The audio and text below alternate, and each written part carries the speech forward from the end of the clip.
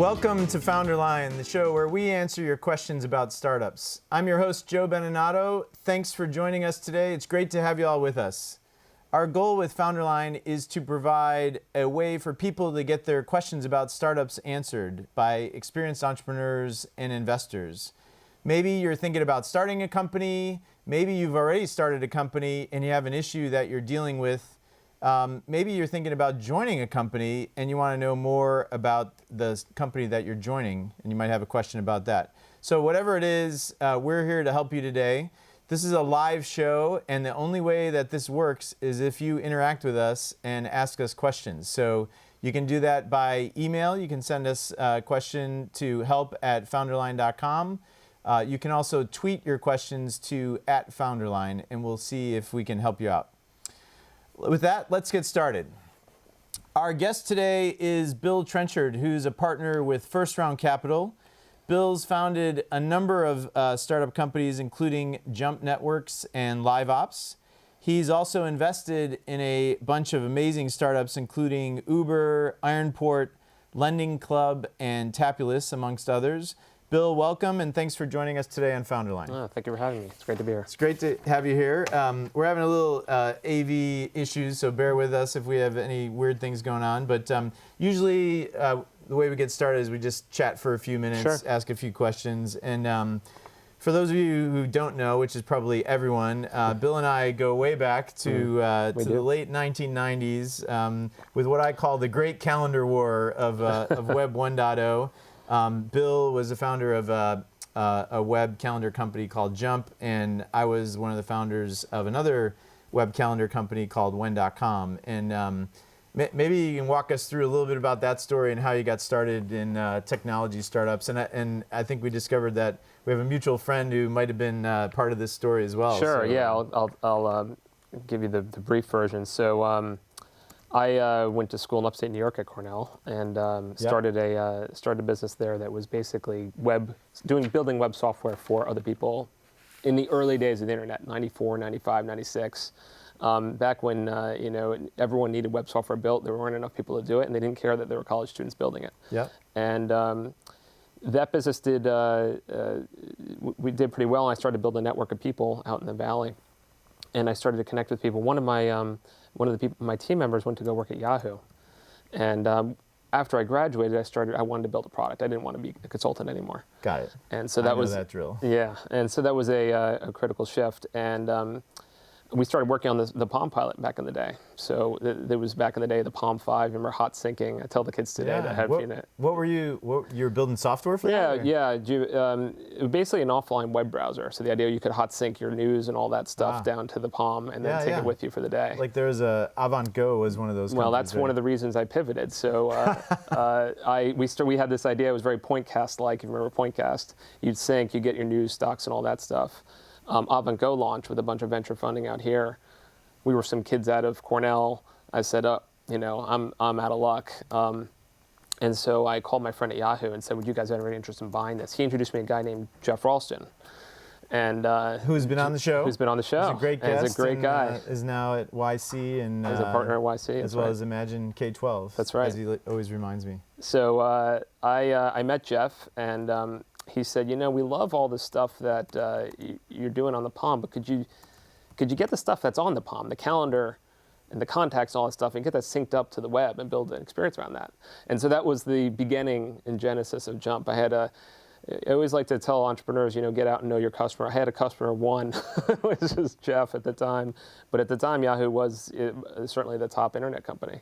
And he knew what the next wave was going to be. That's cool. So, what year was that when you were? That was 98, early 98. Yeah. And then we built it. And ultimately, Jeff really just wanted to buy the company. And I think he was probably talking to you guys at the time, too. He was, in fact. And I think we can probably share this now. But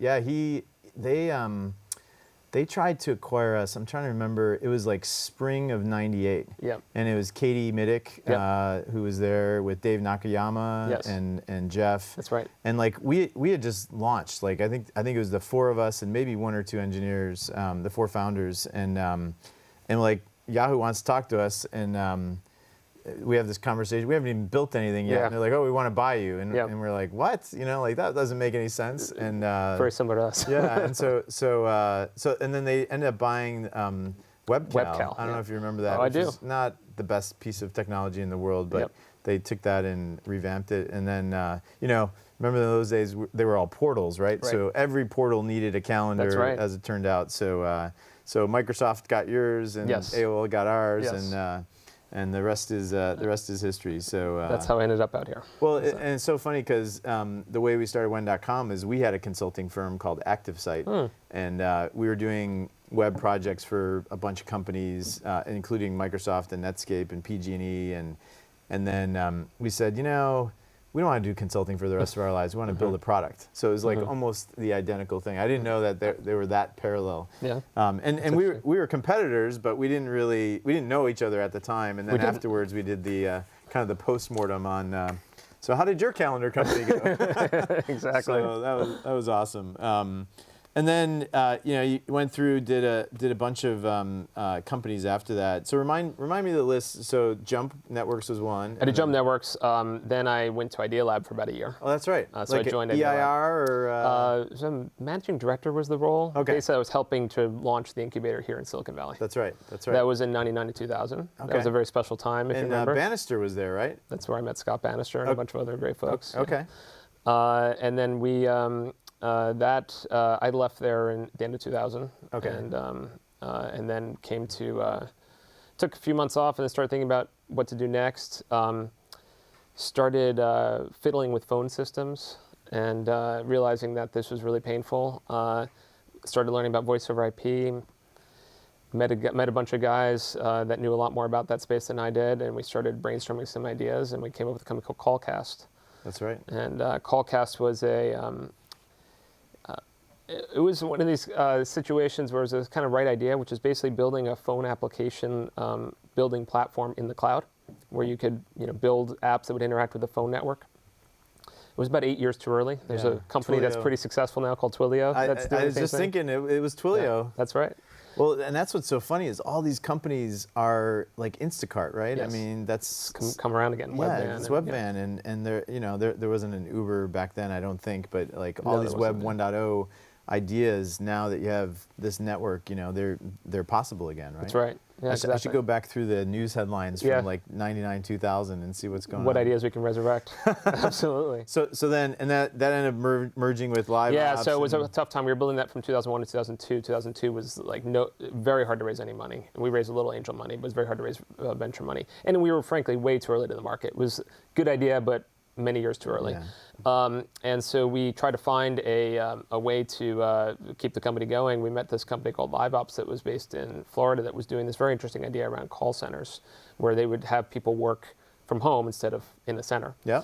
And so we merged with them. They really didn't have a technology platform to build on. We needed a business. Peanut butter and jelly came together. And then we moved that company out to California, and I ran that company until 2007. Awesome. And now, after that, you Started investing. You started investing, and so I made one early investment in a company called Ironport, which you mentioned. that's right. Because of your relationship with Scott, I would imagine, that's right? Scott Yeah. Bannister, who started Ironport, and Yes. And is now Mr. Angel Investor. He's That's doing all right. sorts of stuff right now, I hear. Yeah, he's doing great. And then, so that started you down the seed investing path, right? Yes. And of course, this is all before first round and 500 startups and YC and all these things existed, right? I mean, Well, first round started in 2005, so Okay, it so just right. hit its 10-year anniversary. It Right. was but very small then. The seed investing world was still individuals largely. It wasn't institutionalized yet. And then talk about like how Founder Collective came about. Yeah, sure. So I started angel investing. Also helped start a couple companies during that period. And then in 2009, a couple of guys I know out of a board I'd been on very early on in the dot-com days, wanted to start a venture firm that was based on the idea being there'd be a good couple full-time guys and a bunch of what they call founder partners who are full-time entrepreneurs or entrepreneurs thinking about doing their next thing or doing angel investing as their affiliates, effectively, similar to a venture partner model. Yeah. But everybody involved in the firm was going to be a founder, a previous founder. And I thought it was interesting, so I signed on in 2009 and invested my money alongside their money for several years. And it went well. It was a lot of fun working with those guys. And that was actually the experience that got me to think that I really want to do this full time. It was what really got it. helped me fall in love with investing and that side, being on that side of the fence. And that's how, I met Eric Paley through you, right? Yes, that's right. When I was doing Tello, and That's right. and Eric, you guys decided to do it. So Yeah, and Eric and David were the full-time guys. Got it. on And the still East are. Coast. And still are. Yeah. That's right. With Micah now, they brought Micah on board as well. Oh, great. Yeah.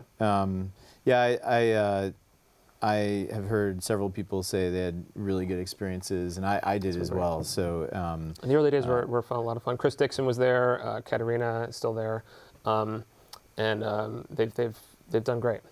that's awesome. So then, a couple years ago, you decided to join First Round, Yep. and so you had they funded a previous company of yours, or you guys just knew So each Josh other? had invested in Live Ops. Okay. And so we knew each other a lot through that experience. Got it. And I unfortunately passed on investing in Half.com. But Whoops. whoops.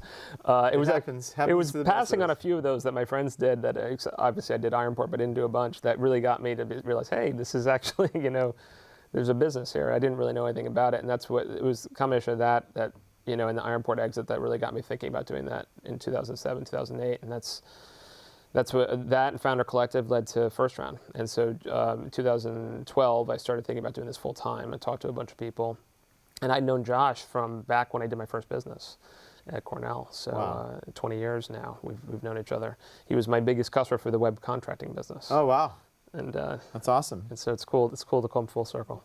And so what sorts of things are you focusing on now? What kind of companies? Yeah, we do. So we're broad internet stuff, I would say, generally. We do consumer and enterprise. I tend towards the enterprise a little more, just because of my experience. LiveOps is an enterprise company. Okay. I've invested in a number of enterprise companies. My best company happens to be a deal I did at Founder Collect, which is Uber, which happens to be a consumer company, and that has the element of being a collaborative consumption, crowdsourcing type of play, which ties into some of the live ops roots. But most of my stuff tends enterprise, or fintech is another one. So you mentioned Lending Club. We've done a number of things in and around the lending space and financial tech. So enterprise, fintech, and I'd say sort of marketplaces in general. Cool. But we tend to, we're You guys do polygamists. everything. We'll invest in any great company. And if somebody wants to reach out the First Round, a lot of times people say, well, the best way is through a warm intro to one of the partners. Is that true for you guys? That as is well? absolutely the best way. Okay. There are a lot of, we do have one of the sort of info at email addresses, and we're doing some interesting work around that in the near future, which I won't spoil here, but you'll see teaser. some Nice. stuff coming soon from us on Stay that. tuned. There's something big coming. But the best way to find us is getting an intro through somebody that knows us.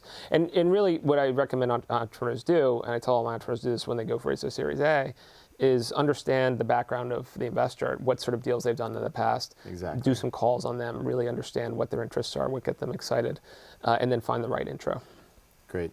Well, if I need to get to you, I'll email Rob Hayes, and then he can forward it on to you, and we'll go There you from go. there. Yeah, that interesting is very funny because I tell people, if you're doing a sports startup and some VC isn't into sports, Yeah. don't even waste your time. Like they're very unlikely to fund you unless they see dollar signs everywhere, and even then, pretty unlikely. So Yes. anyway. Well, let's maybe we can see if we can help some people out. Sure, sounds great. I'll just remind everybody the best way to reach us is email help@founderline.com or tweet to @founderline, and we'll see if we can answer your questions. So let's dive in here, and Joel, who's in the control room, can send me these questions. So Okay. the first one we have is from Richard. It says, as an investor, how do you and First Round deal with something like YC Demo Day? This is actually I Very timely. where there are over 100 companies all at once. Do you split them up with your partners or focus on certain areas only? Great question. It is a very unique problem. They had, it's a relatively new problem, right, for us to solve as investors. in investing, you want to get to know an entrepreneur over some period of time. Right. And what the YC Demo Day has done is compress that amount of time dramatically. It's such a, it almost feels like a jump ball situation sometimes It's because crazy. it's demo day and then term sheets come in for them very quickly. So you have to change your play on the field. What we've done, and I haven't said we haven't, I don't think we have a playbook that's perfected by any means. We send 2 partners to the actual day of demo days. We try to get to the entrepreneurs ahead of time. So we try to just learn at least learn something about them, learn who they are. They're really, some of them can raise before, but they're really not supposed to raise up until right around demo day. Right. We funded one that was this year prior to demo day, but we had met them even before YC, so it was sort of That was the cancer. Notable Labs. Yeah, it's a pretty cool company. Yeah, love those guys. They're doing great stuff. So, but it's a tough situation. What we do is we try to get as much information the day of. We kind of all hands on deck. We changed our partner meeting schedule last week, so Wow. we had whereas we normally have a 4-hour meeting with maybe 2 or 3 pitches, we made it a 7-hour meeting, and we slotted in, I think, 9 companies. Which day was that? Was that was Wednesday? Thursday last week. Oh, Thursday. Yeah, Okay. our partner meetings are on Thursday. Okay, We right. have a small one on Monday, but mostly on Thursday. Oh, got it. And so we made that YC day basically, and we sort of everybody we liked, and the pitches we saw of the 2.5 minutes, and that we'd learned information from. You tend to talk to a lot of people in the industry. Hey, what did you think? You're talking to people at demo Yep. day. You're talking to people beforehand. We brought into that, and so we can make quick decisions because we are a larger partnership, and so that means that you got to get multiple eyes on a company. A lot of guys are one man shows, right, with a $30 million fund, and they can make point decisions. Yeah. So we are disadvantaged in that way. So we had to change our partnership meeting. I think it worked out. It was an experiment, and we got to keep at it. And we ultimately, we love what they're doing. We love YC. We've done a number of YC companies. Sure. And we hope we have more successes there in the future. So without naming names, how many of them YC did we run? companies will you do out of this batch, do you think? Well, so Or we had the one before, Yeah. and then I think we'll do 1 or 2 others. Wow. And it's it's in flux. Like I've been scrambling. So I'm one person, right? Yep. And just trying to meet all these people, and there is somewhat an expectation, especially for smaller investors who are not institutional. Like there's almost an expectation like you have a 15-minute phone call and they decide like over the phone call. Yes. And that's not me. Yes. Like I want to have a good relationship with these people, and Yeah. I'm sure for you guys, Yeah. you want to at least spend a couple hours with them, right? Yeah. And so it's a little weird in that it's starting to force this, feeding frenzy. I don't know what the right term for it is, but it makes it really hard on everybody. It's very tough, and it's particularly tough on your calendar for all the other deals because there's a lot of stuff we invest in that isn't YC. So in a regular week, we're seeing a lot of other stuff. Yeah. So it creates this logjam, right? There's only so much time in the day. Yeah, And yeah. you take weekend meetings and you do what you can to try to make it all work, nights, Yep. weekends, but it still gets pretty jammed during this week. No, it's crazy, and it's really hard on the founders too, because they get a list of like anywhere I've seen 50 to 150 likes. Yep. And then they have to decide, well, who are all these people, Yes. right? And Yeah. so one of the things that I think they found very valuable in talking to me is like they would pull out their list and we'd go down it, Yeah. and they'd be like, what do you know about Bill Trenchard? Yeah. And I'd be like, well, Yeah, don't talk to that guy. Yeah. No. I said very good things about first round, Josh. Don't be mad at me. But they don't know. And the hard part for me was I didn't even know. I'd say I knew 20% of the people on the list, and that's I thought it'd be more like 50. Yeah. But there's so many individuals There's a lot from of like individuals. all over the world. Yep. They're coming in, and so I mean it's great from a like a startup creation perspective, but it makes the process of, and just trying to process. I find myself sitting through those days, and you start to lose track of Yeah. like time, and you're like, oh, do I like this or not? Because I know if I hit that button, Yeah. like somebody's gonna call me. So It's great for the companies. They are able to get rounds put together very quickly, and they get It the is. funding. The challenge is, and what I always tell the entrepreneurs is I still think it's very important to have a lead investor, to have one guy with more skin in the game than the others that's going to pick up the phone Yeah. when times aren't are tough, and they usually are at some point. I mean, you and I have done a number of startups, and they aren't always up and to the right. They aren't? Yeah, squiggly lines, and they're up and down, and during those times, having a lead investor who's really in there with you, right, rowing with you, that's important. And what you want to avoid is the total party round, where it's just a bunch of people with 100K checks that aren't really. You're one of a portfolio for them. Well, it works or it doesn't. And in those situations, everyone assumes someone else is helping the company out, right? That's right. Oh yeah, somebody else has got it. Exactly. All right. Well, so Richard, I hope that helps give you some perspective in the first round and the YC process. Let's go to the next one. This is from Larry.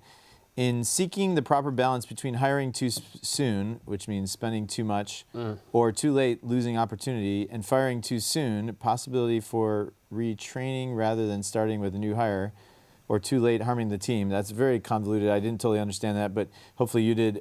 Is it better to err on the side of too soon or too late? So does the answer change as the company grows? So yes. Seeking the proper balance between hiring too soon, is it better to err on one or the other, sooner or later? Well, I think it does matter when what life cycle where you are, how much funding you have, how much runway you have, how much cash burn you have. Okay. In the very early days, it's usually you and your co-founder or founders taking no salary, working out of the garage type of situation. Right. And if you can get other people to jump on the boat and take no salary, that's great if they're the right people. There's a lot in there. I'd say that firing fast is very important. Retraining in a startup, generally, I would say you probably don't have the right person. This isn't, startups are moving so fast that, if you don't have someone that's just blowing you away and just really, inspiring you to do even better work every day, they're probably not the right fit, and you need to remove them quickly. And they can drag the rest of the culture down. I'm sure you have been a CEO multiple times. You know this. My observation has been when you get rid of the people that are poor performers, the entire performance of everyone else jumps up a lot, and people rise to the occasion, even though you're limited resources in a startup. So I think that's very important. But I'd say as the company grows, you can be more opportunistic in your hiring. Right? We are in the most competitive talent market ever. That in the Valley's ever seen. Yeah. Google people at Google are making well into the six figures for just not that many years out of school. Yeah.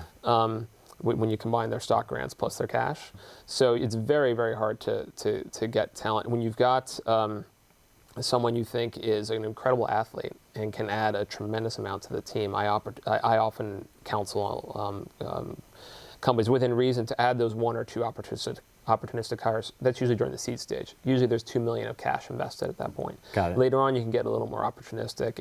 You've typically got $7 to $10 million in cash. You can maybe do 3, 4, 5 of those. But I think you have to be opportunistic when the talent pops up. Yep. Well, and the other phenomenon going on is there are so many startups that the pool of candidates is spread. There's 1,000 two-person companies instead of a smaller number of 10-person companies, right? Yes. So I can't do that math in my head. That's too hard. So Larry, hope that helps. Let's move on to Mark. What advice would you give on getting funded on a business that's going into a market where there's one big player that's overcharging for minimal features? Okay, I wonder who that is. How can I convince VCs that we can compete? What if the market has had some recent startup investments that lost a lot of money, making VCs even more reluctant to invest? I don't know if I can guess which sort of company that is. So it's a market with one customer? One big player that's overcharging for minimal features. I don't know if that's a Ticketmaster reference or it sounds like a monopolist sort of owning the market and then some startups trying to get in. That have tried to get in and lost money. I don't know, something like that, it sounds like. Yeah,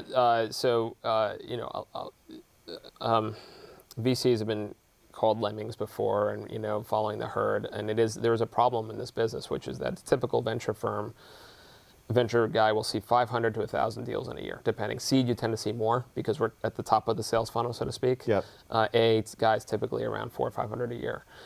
When you look at that many companies, you're looking for relatively quick screens that can help you weed through that much volume so that you can get down to the ones that you want to take meetings with and then so on. Because you've still got a portfolio of other companies you're supporting, so your day is not entirely free to just look at new stuff. Yeah. So one of the challenges, if there's been a space that's just been where startups have gone into it and just blown up over and over and over again, that tends to be a signal to a lot of venture guys that maybe I should avoid this. A couple tactics that I'd suggest. One is start with just a friends and family round because and potentially get some crowdfunding in it if you can. But most of the time I see a company today, it's already got 500K of capital in it. The seed round is no longer the first absolute capital that goes in it. Usually there's large sort of friends and family rounds that go on, and those are usually entrepreneurs guys you've worked with before. Maybe you have some wealthy family members, or you go to AngelList or you do something else like that. You get enough capital together. Then you use that initial capital to really prove that you've got something unique and different in this market against this big incumbent that's in the space. And you prove that through getting your first 5, 10 customers. And even if it's on MVP, just using something. Now maybe if it's a more complex product, it takes longer to build. But typically, if you're very scrappy, you can build something that people will use and really show that they like, either through qualitatively, just you call them and you ask, hey, what do you think of this product? Right. Or through their usage engagement metrics, depending if it's consumer or enterprise. So I tend to recommend that entrepreneurs do that. They try to get some data because you're pushing a rock uphill in this market, right? Yep. You said it's a market where people have lost a lot of money before, so you've got to show that this is unique, and then people can talk to that. There's nothing speaks louder to a venture guy than the customer, right? When you go and look at a market, and you're going to look at a market, especially a market like this where people have blown up left, right, and center, and you talk to 5 customers, and they all say this is the best product ever. It may not have all the features now because it's sort of MVP, but I see where it's going, and I would change all my business over to this in a second. These other guys don't have half the features or whatever it may be. So you have to be more scrappy in markets like that, but often they can be the most interesting markets, and you can win. The other tactic is you try to find an operator who's a venture guy, who knows that space, who's been in and around that space. That can cut both ways. Sometimes they're so done with that market that they're like, I'm never going to touch that market again. Sometimes they can they'll be really they'll pause and they'll listen. They'll say, oh, you've really got something interesting, unique. So those are some different tactics you can use. No, that's cool. I like it. And it is hard to go up against these big guys. But one of the things I've noticed recently is a lot of focus on sort of mobile-first companies attacking the incumbents who maybe they built an iPhone app or something, but they haven't really focused on mobile-first, right? And there's a bunch of that stuff going on. So, so good. Well, let's see, who is that from? That was from Mark. So Mark, I hope that helps you out. And we're going to do one more here before the break. This one says, this is from Beth. It says, Pinterest has just announced a change to give employees with 2 years of service employees, parentheses, with 2 years of service, 7 years instead of the typical 90 days in which to exercise any vested options. That's a cool idea. I did not know that. What does such a policy cost an employer, and will this position influence other companies? So I have not seen that before. Yeah, it's that's like unique. 90 days is pretty typical. It is. And so it cuts against, the challenge with 90 days is, it's if you have the cash, to exercise, great, you can exercise. Right. But often when you exercise, the current price is above where your strike was. Yep. So you're not only going to have to pay for the stock, but you have to pay the tax bill, which is often AMT, short-term income tax rate. Absolutely, yep. And so painful, right? Sometimes you have to write very large checks. And if you don't exercise in those 90 days, it's gone. Right. Absolutely. So, from an attractiveness to an employee in a competitive talent market, that's a really clever idea. I think it's unique. Have you heard that other than this one, or? I've heard, so it's come up a few times, and I'll answer the question, which is it's come up in a couple of companies. A couple of people asked me about it. Entrepreneurs are starting to say, hey, is this something we should do? The challenge for the company is you want a cap table that's relatively stable. Yep. Because, as you know, you're going to potentially buy other companies.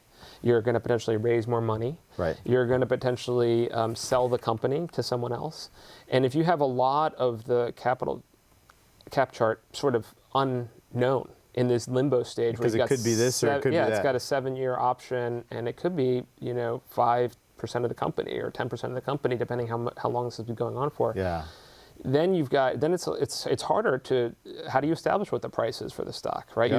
You have to assume that all of that is going to be exercised, basically. Yeah. When you're doing those transactions, and it can be hard from a company standpoint to manage the comings and goings of that. The other thing is just administratively, it's harder, right? You've just got, all of the overhead from that.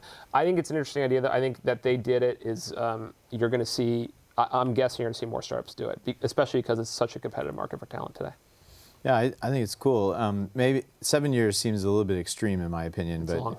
Maybe it's. And the 2-year cutoff's an interesting idea, right? So they limit it only to people that are sort of now past the point where we know they're a fit, right, for Pinterest, and they're going to be here long term. Yeah.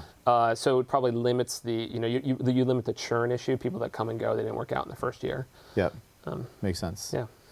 All right, cool. Well, Beth, I hope that helps out. It's funny. There's all these tricks that you can play with, single trigger, double trigger acceleration. Yep. Like, who can early exercise. Mm-hmm. So I always tell founders to like really talk to somebody about, well, what are all the options? And Mm-hmm. like what's market? What have you seen that's Yeah. kind of cool? And I always try to be a little bit more on the generous side. In terms of some of those parameters, Me because too. most of the time it costs the company nothing. Nothing, yeah. But it really like early exercise for the early employees. I love early exercise programs. I mean, I think they're, assuming you can keep that price low, where it's a relatively small check for people to write, then it's theirs, and then it changes the tax profile entirely. No, it's great, and I think people who join startups are getting more savvy about that stuff. Yeah. But there's still a lot of people who don't even know, and they go based on, well, my last company I got 20,000 shares, and I'm like, well, what percentage was that? And you have this conversation, and they realize I don't know what I'm talking know. about. And so, I really try to educate people on that. And crafty people like you and me, when we start companies, we capitalize with 50 million shares or 100 million shares, just so we can offer more shares. 50,000 shares. But I always go through the process of at least explaining, okay, here's what this means and why you should care about how many shares are outstanding. Yeah, I believe the same thing. I'd be very transparent and educate people about it, because what's surprising is it's just math. It's just fractions, and these are engineers. Math is hard. Math is hard, Bill. You know that. But for some reason, it's finance terms, and people I think lose it, but lose the conversation somewhere in there, or lose interest. All right. Well, we're going to take a minute here to thank our sponsors. So sit back and relax. Right. First, I'd like to let people know, we couldn't do this without the amazing support that we get from our sponsors. For this new season of Founderline, we have 4 amazing sponsors: Oric, Square One Bank, Accretive Solutions, and Ustream. And so, first, I'll start out with Oric. I want to thank Mitch Zuckley and his team over there. I've worked with them on multiple companies. We're working with them on Founderline. They've been awesome. And I always tell people, you want to have a great lawyer who can do your contracts correctly and make sure your employment agreements are tight, and your intellectual property and all that sort of legal stuff. But the most important function that I've found in the lawyers that I work with is that they're one of your most trusted advisors. They have been through what you've been through hundreds or thousands of times, financings or hiring and firing or whatever it might be. And so if something comes up, having somebody who's seen pretty much everything and maybe even written the book on certain things is really helpful to have that. So, Mitch and his team over there are really great at that stuff. If you want to find out more, you can go to their website. It's oric.com. Next, I would like to thank our new sponsor for this season, which is Square One Bank. And I've known the team over there as well for a number of years, Lori Lumenti-Gardi and Sam Bomick. And if you want to get in touch with them, Lori is the right person to reach out to. You can find her on their website or on LinkedIn. Again, with banking, you think it's a simple thing, and it should be like you want a bank that's going to take care of your money and make sure that everything's fine. But you also want, as a founder, you're doing 1,000 different things. You want to make sure it's really easy. So things like having good online banking software, or having a company credit card, which a lot of founders get in trouble. They put a lot of stuff on their personal credit card, and then someday they discover, oh shoot, I forgot to expense that, or maybe the company goes under and they have all this personal liability. So, you want to talk to a banker about that stuff, and the team over at Square One can help you out with questions around that. You can find out more at their website. It's squareonebank.com. It's square, the number one, bank.com. We also have another new sponsor this season, which is Accretive Solutions, and they are the leading business outsourcing firm in Silicon Valley. And I had to ask Martini, who's the person I've worked with over there, I'm like, what is a business outsourcing firm, Martini? Because I know you as my temporary CFO in my accounting function. And so that's exactly what it is. They take care of making sure your books are straight. If you need them to handle payroll or setting up your bill payment, your AP, your if you get AR someday, accounts receivable, which hopefully everyone does. So, a lot of times in the early days of the startup, you don't need a full-time controller or CFO handling that stuff for you. And so getting somebody who has done it, a million times before, who is way less expensive than a full-time employee is very important. So check them out. Their website, it's Accretive Solutions, and their website is as-bos.com. So be sure to check them out.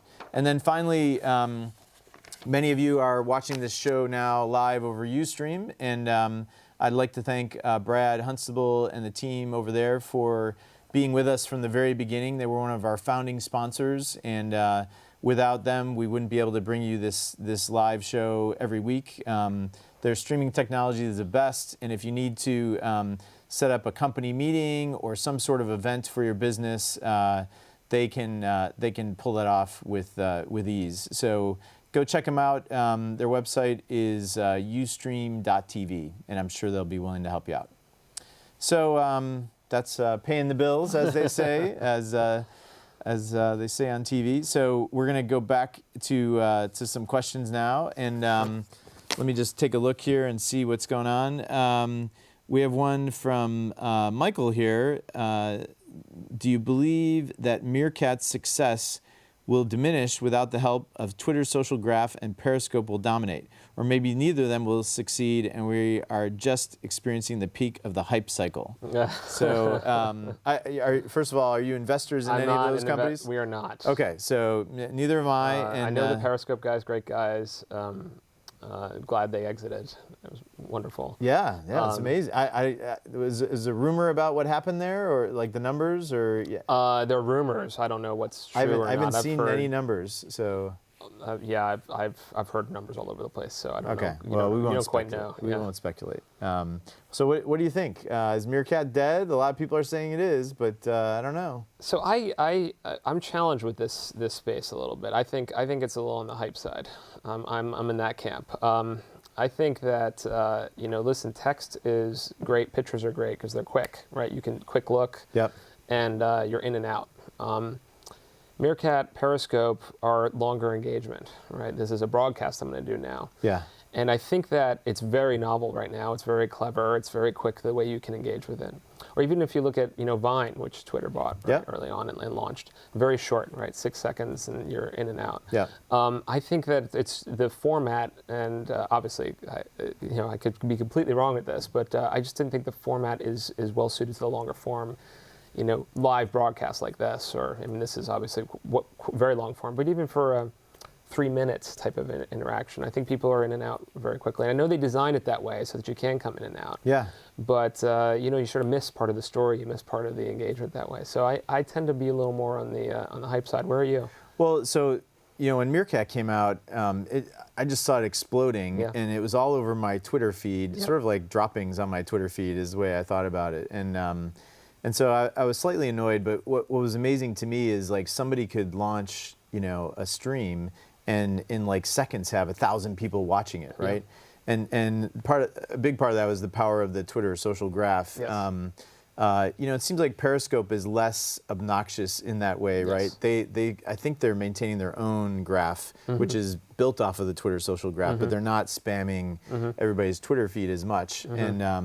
And so, it's funny, right before the show, I did a little tour of the studio and just to see, to see what would happen on Periscope. And and it was amazing. I mean, there were like 50 people in seconds, Yep. and like people asking me questions about TV technology and startups and like whatever else. And the hardest part I find is the interaction, because you're broadcasting and then you're trying to read the questions and also go around. I've seen people driving cars who are doing this, which is just like absolutely crazy, right? Yeah. I'm sure there'll be a law soon that no live streaming video. I don't know if that's covered under unless it's a self-driving car. Yeah, maybe. So I don't know. I think it's early. Yeah. But what I've seen, like Chris Sacca this morning, and I think he's been doing this for a couple weeks now, is a couple days at least, is he'll do office hours on the beach. Yeah. And so he's just walking down in Manhattan Beach, and he sits at the lifeguard tower, and he'll just field questions for like a half hour. And he's getting hundreds or thousands of people doing that. So now obviously he's a big holder of Twitter shares, and so Yes. he's promoting it. But I don't know. I don't know where it's going to go. I do think I think Meerkat is going to have to pivot quite a bit. And what's funny is Josh Ellman, who's probably friends with you as well. Like he was at Twitter. Meerkat comes out, explodes. Josh invests, which I'm sure was going on for some period of time. And then Periscope gets bought, and then Twitter launches it earlier than they had thought originally. And so like all this stuff, like within 2 weeks, like it was just like this crazy moment. So it's amazing how quickly it took off. I don't know. I'd love to see their numbers, but we'll find out at some point. So Michael, I hope that helps. We'll see at some point what happens. Let's see. Here's one from Luis. How long does it take you to make a startup investment? I've heard of people writing checks after 15-minute phone calls. Yes, that is happening. It's crazy, and that seems like a bad idea. So Luis, I think you're right. So Yeah. how many checks have you written after a 15-minute phone call? That's the real question. That's what he wants to know. I'm guessing zero. The only case where I don't think I've ever written one in 15 minutes. Okay. But 20 minutes? Maybe 20. So the only case where that happens is where I know the founder well, like old we've worked friends, together, old friends. You might put Scott Bannister and Scott Weiss in that category for Ironport, right? It was a bet on them, right, more than anything. It was so early. But if it's a bet on the team, you can make a very quick decision, especially as an individual. As a firm, it takes more time. We always really like to understand. This is what makes YC a challenge. We like to really know the founders well, and so we do. Even with YC, we do some extra work just to who do they know that we know, and what do they say about them, and so the Are you doing like backdoor references? Yeah, the backdoor reference is frankly, thank you LinkedIn. It's incredibly awesome. It tells you a lot, right? Yep. And so that's the type of data we like to get. That's incredibly telling. But 15 minutes, it's hard to really know. I mean, you can know what product they're building, maybe what problem they're solving. It's hard to know much else, right? You can't need to cover how they're going to market, how they're going to build their team, how they think about things. So it's usually several hours, with each founder, one-on-one, over meal, that sort of thing, that you really get to know them. And it takes the typical process, I would say, takes 2 to 3 weeks, usually 3 weeks, from initial meeting. Liked it a lot. The initial meeting is usually an hour, right? Yep. So we have a conversation for an hour. Then it's go do a bunch of diligence, have them bring another partner in, have them meet another partner, then talk to that partner about that. That's another hour, typically. Then go do a bunch of continue due diligence, and this time you're doing diligence on market and team, typically at our stage. You're looking at the product, but the product's usually very early for a seed stage investor. Right. And then if all that's coming together well, we look at it as a partnership, and we bring it into the partner meeting. And that's probably another hour. That's another hour. Something like that. And so. And in between, probably lots of phone calls, clarifying meetings, the business model or whatever. Figure you're spending for the average founder 6 to 8 hours with them before making an investment. Yeah, and that's what's so hard about this compressed time frame. But I tell people it's in your best interest.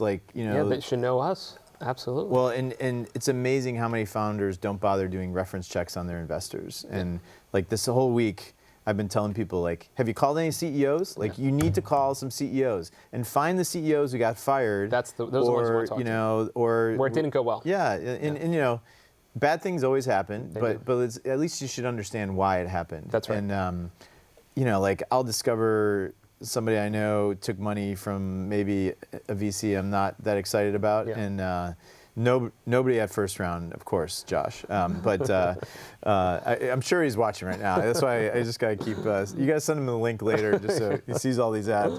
But they just don't bother. They don't bother checking. No. And I'm like, oh my God, I could have saved you so much trouble. And I had the first situation where, like, a guy had taken money from somebody who I think is a bad actor, and I'm like, I can't believe I'm going to say this, but I love what you're doing, and I'm not going to participate. Like, he gave him Because he was going to be the lead. he gave him a board seat. Yeah. He put in like $25K and gave him a board seat, which like further demonstrates that he's a bad actor, right? And I was just like, you got to be kidding me. I'm like, he really shouldn't have a board seat. Like, you're doing I think it was like a $500,000 round. And somebody puts in $25K, they don't get a board seat. Like, that's just not cool. And so, yeah, I don't know. Well, yeah, I mean, it's so important. And when our companies go to A, I tell them the same thing. Do research beforehand. It's weeks ahead of time, weeks before your first meeting. You should be doing research. You should be calling other entrepreneurs who funded companies that look like yours, right? That have similar business models. Yeah. And what do you think of your guy? What do you think of this guy? Who do you recommend? Who else did you talk to? Who really impressed you? What did they do when times were tough, right? Like, you must have had a tough board conversation or two. You had a bad quarter. What happened? Yeah. And and when it was tough to raise, or good one is it's tough to raise an outside round. What did they do? Were they there with money or not? And those are the types of things that you really got to understand about your investors beforehand. And I always recommend entrepreneurs do it. Not enough do. Let me ask you, and you don't have to answer this if you don't want, but do you guys at First Round, do you have software that helps you? So, like, do you have a database of all the people you've talked to, and like, reference check didn't go well, Rob Hayes, or like whatever, so that, like, if the person comes back in the next time, like, do you keep track of that stuff? Or so we're better at tracking companies than we are people, I would say. Okay. We certainly track companies over time. It's actually very interesting to see how often the same company comes in through multiple partners. Oh, really? Yeah, and we're a bi-coastal firm, so it sometimes comes to a West Coast partner and then an East Coast partner. Like the same week? Like, yeah, week or two apart. Yeah. And it's entrepreneurs, when they're out there getting their seed round, they're getting a lot of introductions through people, and sometimes it's a completely innocuous mistake. Sometimes it's they think they're going to just try another door. So we track that, and that's very easy to spot for us. But not so much on the other stuff. It's almost too many data points for us to track. Yeah, no, it's tough. Even happens with Founderline invitations. I still have trouble thinking of you as First Round. Like, I think of you as Bill, right? And so Bill and I had said, well, we're going to do this at some point, and then I was looking through something and I'm like, oh, Rob, I should invite Rob. And he's like, well, you got Bill coming on. You're like, covering. This isn't the First Round show. So anyway, that was pretty funny. I didn't even think about that. I'm like, oh my God, he's right. So we'll hit Rob up another time. Yeah. So all right, well, let's keep going here. I don't know if you realize it. We got like 12 minutes left, so we're gonna pack in as many as we can. We have Bobby. It says, as a startup founder CEO, how did you structure your day? How did you make sure you're focusing on the right things every day? This is a great question. It's a great question. Let's hear the secrets of Bill on how you do that. It's tough. So as I made a lot of mistakes along the way, and I've learned a lot from watching other entrepreneurs do it. And so I'll tell you more what I've learned to do right, both from my own mistakes. And so I did some of this, and I haven't done all of it. So one is I think it's so easy in this world where you're bombarded with so much coming in. You got email coming, you got Twitter feeds, you need to be a public presence, you got to speak somewhere, you got to recruit some candidate. You got so many demands on your time, especially as a CEO. Yeah. To really make sure you're moving one thing forward every day, and like very clear, concrete. You've got your most important thing, and then sort of 2 and 3 after that. And I think it's very hard to do more than 3 that are really kind of needle-moving things. And I believe that in terms of structuring day, you do this first thing in the morning. There's a lot of research that says, like, if you're going to write something, you're going to make a presentation, or you got to do anything creative, you're most creative in the morning. It's when you have the most reserve of energy. You don't wait for the end of the day. You do it in the beginning of the day. So block off the first 2 hours of the day, right, 8 to 10, and just leave that as your time. Not to do email. do email after that, right? Don't touch email. And it's very hard to do. I fail. Do you succeed? I fail all the time. I Yeah. try not to, but you know, the iPhone still sits at the bedside table, and you know, you pick it up a little too easily. But you try to block that time off, and you go in and you do your project or whatever you need to do, and then you get on with the rest of your day. That's sort of number one. Number two is making your meetings really effective. I've found to be you know, a big challenge especially for new CEOs, where every meeting that you're coming into, it's very clear what you're there to do. What's the agenda? What are you going to discuss? What decisions need to be made? What are the outputs? Who owns what at the follow-up? When's it due? That sort of thing. And then bringing it back to like, did those things get done? And is accountability driven through the organization? That sort of basic process of a management meeting, for instance, Yeah. is, you know, more than half the time people don't do it, right? Yep. It's just a little, Yep. it's loose and so Well, on. especially in the very early days when it's like five Yeah, people it's like or five whatever. guys. And you don't even know when's the point that you put that process in, right? So I recommend, you know, sort of getting that clarity earlier, because you can spend a lot of time in meetings and suddenly you're like, why are we having meetings? And then you have meetings about meetings, and then it's, you know, it sort of falls apart. So structuring your meetings really, the meetings that you do have really well, make sure there's very clear outcomes from each is really important. The specific on management meetings, I'm a big fan of the Jeff Bezos method. Do you know? No. You know this? Well, maybe I do, but remind me. Where he, once you have a team of like say 5 people, you got someone running sales, product, marketing, and so on. You do all the updates written down Ahead of time.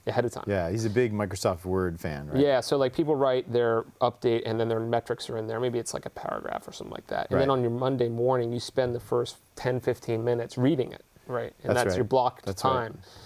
Because status meetings are the worst. And there's so many meetings are status meetings, yet they waste so much time. Yeah. Because all that data can be communicated much more efficiently through, you know, something written down, and you can write some questions in the margin, then you can ask the questions.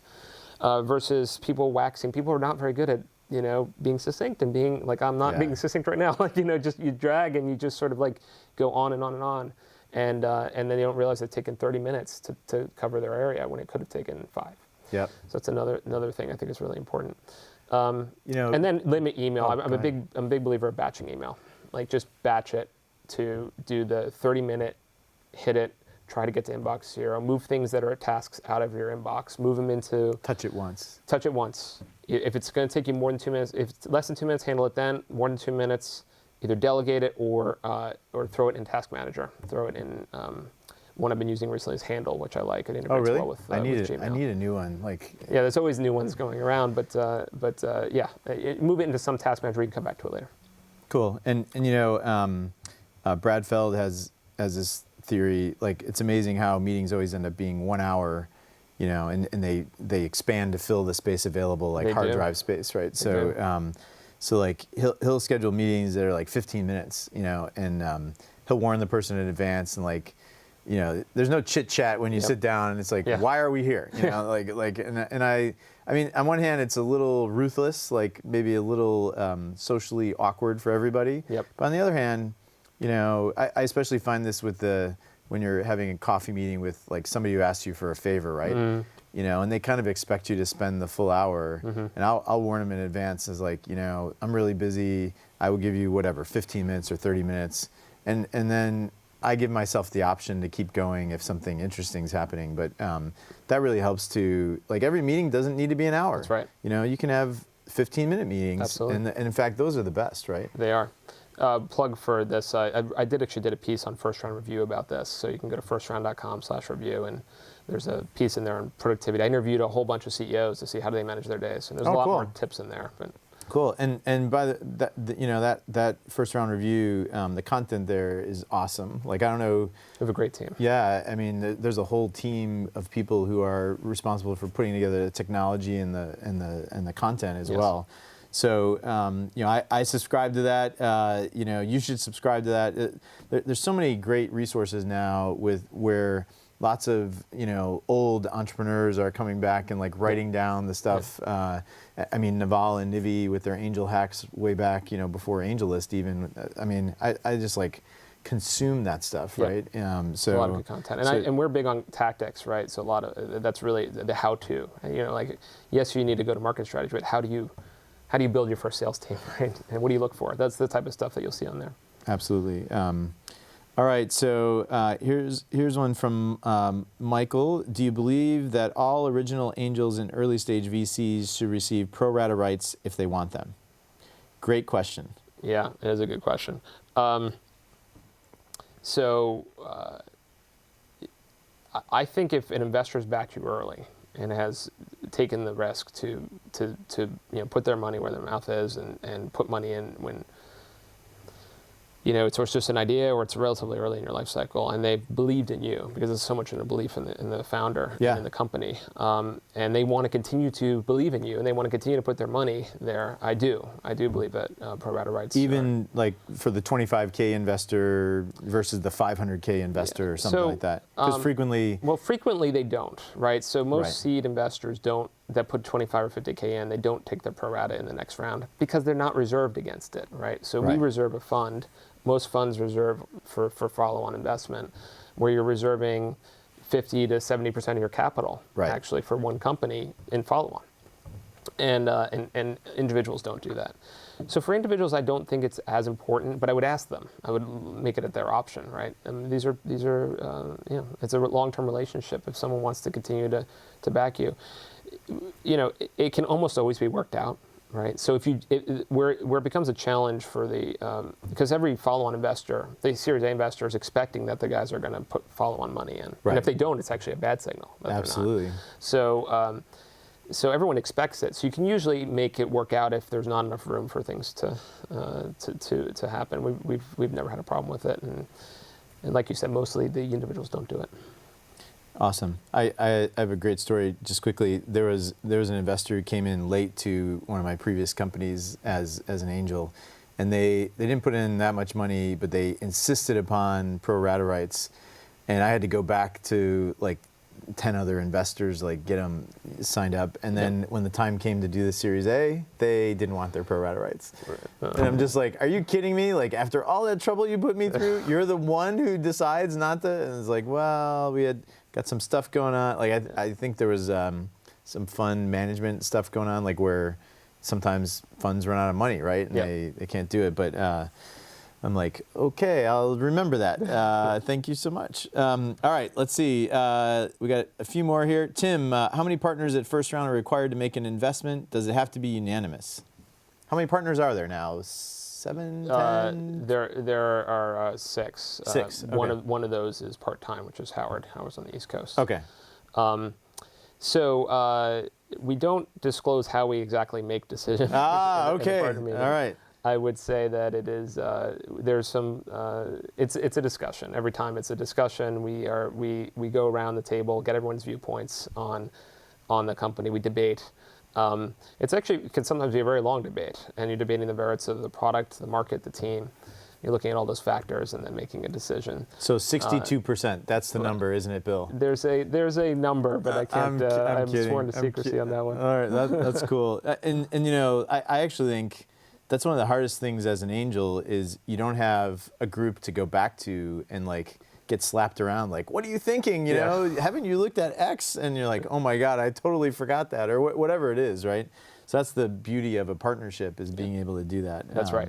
Yeah. And I I've heard from other people that, especially in bigger firms, like some of them are unanimous. It has to be unanimous. And if you're gonna say no, like you gotta be careful because that could come back to haunt you someday when you're bringing an investment and like guys like, well, I'm gonna get even with that guy, and those perhaps are dysfunctional partnerships to begin with. But anyway, that I think that's pretty typical. We believe that the group has tremendous power, like to your point, right? Which is that when you get a group of people on looking at a company, you make better decisions as a group, and I believe that very strongly. It's one of the reasons I'm doing this as a partnership. Cool. Well, unfortunately, we're out of time, so we couldn't get to all the questions. Sorry to those of you who we didn't get to, but maybe we'll try and answer these, next time when we get together. So anyway, thanks for doing such a great job. Absolutely. Thank you.